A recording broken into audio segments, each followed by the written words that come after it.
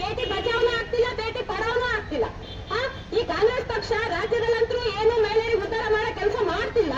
ದೇಶದಲ್ಲಾದ್ರೂ ನಮ್ಮ ನರೇಂದ್ರ ಮೋದಿ ಅವರು ಉದ್ಧಾರ ಮಾಡುವಂತ ಕೆಲಸ ಮಾಡ್ಬೇಕಂದ್ರೆ ಅದಕ್ಕೂ ಅಡ್ಡಲಾಗ್ತಿದಾರ. ಒಂದ್ ಹೇಳ್ಬೇಕು, ಕಾಂಗ್ರೆಸ್ ಪಕ್ಷದವರು, ನೀವು ನಿಮ್ಮ ಮೊದಲ ಪ್ರಧಾನಿಯಾಗಿ ಆಯ್ಕೆ ಮಾಡಿದ್ದು ಹೆಣ್ಮಗಳನ್ನ, ಹೌದಾ? ನಿಮ್ಮ ಅಧ್ಯಕ್ಷರನ್ನ ಅಂದ್ರೆ ರಾಷ್ಟ್ರೀಯ ಅಧ್ಯಕ್ಷರನ್ನ ಆಯ್ಕೆ ಮಾಡಿದ್ದು ಕೂಡ ಹೆಣ್ಮಗಳನ್ನ.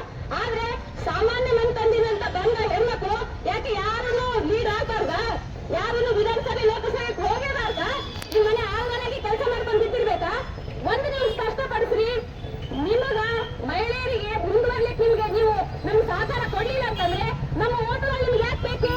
ಮಹಿಳೆಯರು ಓಟ್ ಬೇಡ ಅಂತ ನೀವು ಹೇಳ್ಬಿಡ್ರಲ್ಲ. ನೀವು ಒಂದಾದ್ರು ನಿರ್ಧಾರ ಮಾಡ್ರಿ. ಮಹಿಳೆಯರು ಮುಂದುವರಿಬೇಕೆ ನೀವು ಅಟಗಲ್ ಹಾಕ್ತೀರಿ, ಆದ್ರೆ ಮಹಿಳೆಯರು ಎದಕ್ಕೆ ನಿಮ್ಗ? ನೀವು ಓಟ್ ಹಾಕ್ಲಿಕ್ಕೆ ಮಾತ್ರ ಮಹಿಳೆಯರು ಬೇಕು. 2,000 ಕೊಡ್ತೀರಿ. ಏನು ಕೊಡ್ತೀರಿ ಸ್ವಾಮಿ? 2,000 ನೀವು ನಮ್ ಸ್ವಾಭಿಮಾನಿ ಹೆಣ್ಮಕ್ಳು 2 ದಿನ ಕೂಲಿಗೋಗ 2,000 ತಗೊಂಡ್ಬರ್ತಾರ. ನಿಮ್ಗೆ 2,000 ಅವಶ್ಯಕತೆ ನಮ್ಗಿಲ್ಲ. ಮೊದ್ಲು ಒಳ್ಳೆ ಒಳ್ಳೆ ಹಾಸ್ಪಿಟ್ಲಿಗೆ ಒಳ್ಳೆ ಒಳ್ಳೆ ಡಾಕ್ಟರ್ಗಳನ್ನ ಕೊಡ್ರಿ, ಶಾಲೆಗಳಿಗೆ ಒಳ್ಳೆ ಒಳ್ಳೆ ಶಿಕ್ಷಕರನ್ನು ಕೊಡ್ರಿ. ಅಂತ ಕೆಲಸ ಮಾಡಕ್ಕಾಗ್ತಿಲ್ಲ. ನೀವು ಏನ್ ಮಾಡ್ತೀರಿ? ಬಡವರನ್ನ ಬಡವರಾಗೆ ಉಳಿಸೋ ಕೆಲಸಗಳು, ಅದೊಂದು ಬಿಟ್ಟರೆ ಬೇರೆ ಏನು ಆಗ್ತಿಲ್ಲ. ಇಲ್ಲಿ ಎಷ್ಟೋ ಜನ ನಮ್ಮ ಸಹೋದರಿಯರು ಬಂದಾರ. ಇಲ್ಲಿವರೆಗೂ ಎಷ್ಟೋ ಸ್ವಸಹಾಯ ಸಂಘಗಳಿದಾವ.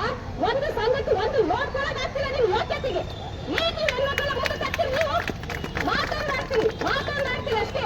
ನರೇಂದ್ರ ಮೋದಿ ಅವರು ನಾರಿ ಶಕ್ತಿಗೆ ಇದೊಂದೇ ಹೆಣ್ಮಕ್ಳ ಬಗ್ಗೆ ಇದೊಂದೇ ಬಿಲ್ ಪಾಸ್ ಮಾಡಿದ್ದಲ್ಲ, ಎಷ್ಟೋ ಹೆಣ್ಮಕ್ಳಿಗೆ ಉದ್ಧಾರ ಅಂತ ಕೆಲಸಗಳನ್ನ ಮಾಡಿದಾರ. 1996 ದೇವೇಗೌಡ ಅಪ್ಪಾಜಿ ಅವರು ಈ ಬಿಲ್ ಪಾಸ್ ಮಾಡಿದಾರ.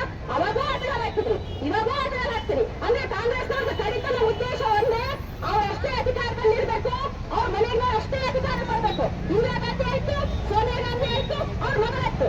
ಯಾಕ ನೀವು ಸಾಮಾನ್ಯ ಕಾರ್ಯಕರ್ತರು ಹೆಣ್ಮಕ್ಳು ಯಾರು ಮುಂದೆ ಬರ್ಬೇಕಾ? ಮನೇಲೇ ಇರ್ಬೇಕಾ ಎಲ್ಲರೂ?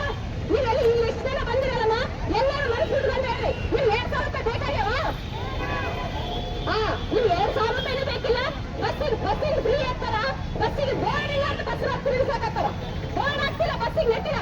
ಬಸ್ಸಿಗೆ ಬೋರ್ಡ್ ಹಾಕಿದ್ರೆ ಎಲ್ಲಿ ಹೆಣ್ಮಕ್ಳು ಹಾಕ್ತಾರೋ, ಎಲ್ಲಿ ಫ್ರೀ ಕರ್ಕೊಂಡು ಹೋಗ್ಬೇಕಾಗ್ತದೆ ಅಂತಂದೇಳಿ ಎಷ್ಟು ಸಮಸ್ಯೆಗಳು ಎದುರಿಸಕತ್ತಿರ್ತೀವಿ. ಅದಕ್ಕೆ ಯಾವುದನ್ನು ಕೂಡ ಅವ್ರಿಗೆ ಸ್ಪಂದನೆ ಇಲ್ಲ. ಅವ್ರಿಗೆ ಇರೋದು ಒಂದೇ ಉದ್ದೇಶ, ಒಳ್ಳೆ ಕೆಲಸಕ್ಕೆ ಅಡ್ಡಗಾಲ ಹಾಕೋದು ಅಷ್ಟೇ. ಇಲ್ಲಿ ನರೇಂದ್ರ ಮೋದಿ ಅವರು ಮುದ್ರಾ ಯೋಜನೆ ಜಾರಿಗೆ ತಂದ್ರು. ಆಮೇಲೆ ಬಸರಿದ್ದವರಿಗೆ ತಿಂಗಳಿಗೆ 5,000 ರೂಪಾಯಿ ಪರಿಹಾರ ಬಂದ್ಕೊಳ್ಲಕತ್ತಾರ. ಬಸರಿದ್ದ ಹೆಣ್ಮಕ್ಳಿಗೆ ಮುಂದೆ ಅವರಿಗೆ ಮನೆ ನೋಡ್ಕೊಳಕ ಮುಂದೆ ಅವ್ರಿಗೆ ಆರೈಕೆ ಇರ್ಲಿ ಅಂತಂದೇಳಿ. ಮತ್ತೆ ಬೇಟಿ ಬಚಾವ್ ಬೇಟಿ ಪಡಾವ್ ಆಯ್ತು. ಆಮೇಲೆ ಸುಕನ್ಯಾ ಸಮೃದ್ಧಿ ಯೋಜನೆ ತಂದಾರ. ಎಷ್ಟು ಜನ ಹೆಣ್ಮಕ್ಳಿಗೆ ಒಳ್ಳೇದಾಗ್ತದೆ. ಹಿಂಗಾಗ್ಲಕತ್ತ ನಾವು ತಡೆಗಟ್ಟಬೇಕಂತ ಗಂಟಾಘೋಷವಾಗಿ ಮಾತಾಡ್ತಾರೋ ನಮ್ಮ ಶಾಸಕರು ಮಾತ್ರ. ಹಂಗಾಗಿ ನೀವೆಲ್ಲ ತಿಳ್ಕೊಬೇಕಾದದಿಷ್ಟೇ, ಕಾಂಗ್ರೆಸ್ ನಾವು ಮೋದಿ ಅವರು ಹೇಳಿದ್ದು ಬೇಟಿ ಬಚಾವ್ ಬೇಟಿ ಪಡಾವ್. ಅದಕ್ಕಿಂತ ಮುಂಚೆ ಕಾಂಗ್ರೆಸ್ ಹಠ ಹೋಗ್ಬೇಕು ಇಲ್ಲಿಂದ. ಕಾಂಗ್ರೆಸ್ ಎಲ್ಲಿ ತೆಗೆದು ಹೋಗ್ಯದಲ್ಲ ಅಲ್ಲಿ ಬರ್ಕೊಂಡು ಹೆಣ್ಮಕ್ಳು ಸಾಧ್ಯನೇ ಇಲ್ಲ. ಇದೆಲ್ಲ ಹೆಣ್ಮಕ್ಳು ತಲೆಗೆ ಇಟ್ಕೊಂಡ್ರಿ. ಇದು ಮುಂದೆ ಪಾಠ ನೀವೇ ಕಲಿಸ್ಬೇಕು. 100% ನೀವು ಕಲಿಸ್ತೀರಿ. ಧನ್ಯವಾದಗಳು. ಎಲ್ಲೊಂದು ಕಲಿತರೆ ಶಾಲೆ ಒಂದು ತೆರಳಂತೆ. ಎಲ್ಲರನ್ನ ಈ ಒಂದು ಕಾರ್ಯಕ್ರಮಕ್ಕೆ ಆಗಮಿಸುವಂತ ಎಲ್ಲರನ್ನ ಅಣ್ಣ ತಮ್ಮಂದಿರಿಗೂ, ಎಲ್ಲರನ್ನ ತಾಯಂದಿರಿಗೂ, ಆಮೇಲೆ ಎಲ್ಲರ ಅಕ್ಕ ತಂಗಿಯರಿಗೂ ಈ ಒಂದು ಕಾರ್ಯಕ್ರಮಕ್ಕೆ ಸ್ವಾಗತವನ್ನು ಕೋರುತ್ತಾ, ಏನಪ್ಪಾ ಅಂತಂದ್ರೆ ಈ ಕಾಂಗ್ರೆಸ್ ಪಕ್ಷ ಹೆಣ್ಮಕ್ಳಿಗೂ ಏನಪ್ಪಾ ಅಂತಂದ್ರೆ ವೋಟ್ ಬೇಕು. ಹೆಣ್ಮಕ್ಳು ಏನಪ್ಪಾ ಅಂದ್ರೆ ಅವ್ರದೇ ಆದ ಇಂದಿರಾ ಗಾಂಧಿ ಅವರು ಅವ್ರ ಫ್ಯಾಮಿಲಿದೊಳಗೆ ಏನಂತಂದ್ರೆ ಪ್ರತಿ ಸತಿಯೂ ಕೂಡ ಅವ್ರದೇ ಫ್ಯಾಮಿಲಿ ಒಳಗೆ ಏನಂತಂದ್ರೆ ರಾಜಕೀಯದೊಳಗೆ ಮುಂದುವರಿಬೇಕು. ಬೇರೆ ಹೆಣ್ಣು ಏನಪ್ಪಾ ಅಂತಂದ್ರೆ ರಾಜಕೀಯದೊಳಗೆ ಬಂದ್ರೆ ಅದನ್ನ ಏನಪ್ಪಾ ಅಂತಂದ್ರೆ ಅವರು ವಿರೋಧಿಸುತ್ತಾರೆ. ಅದರಿಂದ ನಾವು ಹೆಣ್ಮಕ್ಳು ಪ್ರತಿಯೊಂದು ಅದೇ ಮೋದಿಜಿಯವರು ಮೊನ್ನೆ ಮಾಡಿದ್ರೆ 33% ಹೆಣ್ಮಕ್ಳಿಗೆ ಮೀಸಲಾತಿ ಮಾಡಿದೆ. ಅದನ್ನ ವಿರೋಧಿಸಿದ್ದಾರೆ. ಅದೇ ಯಾಕಪ್ಪ ಅಂದ್ರೆ ಈ ಕಾಂಗ್ರೆಸ್ ಪಕ್ಷಕ್ಕೆ ನಮ್ಮ ಓಟ್ ಬೇಕು. ಆ ಓಟಿಗೋಸ್ಕರ ಏನಪ್ಪ ಆ ಕ್ಷೇತ್ರನ ಏನಾದ್ರೂ ಒಂದು ಜಾರಿಗೆ ತರುವ ಕಾನೂನುಗಳನ್ನು ಜಾರಿಗೆ ತಂದುಬಿಟ್ಟು ಹಾಕ್ಸ್ಕೋತಾರೆ. ಆವತ್ತ ಎಲ್ಲೆಲ್ಲ ಒಂದು ಮೂಲ ಗುಂಪಿಯಾಗಿ ಮಾಡಿದ್ದಾರೆ.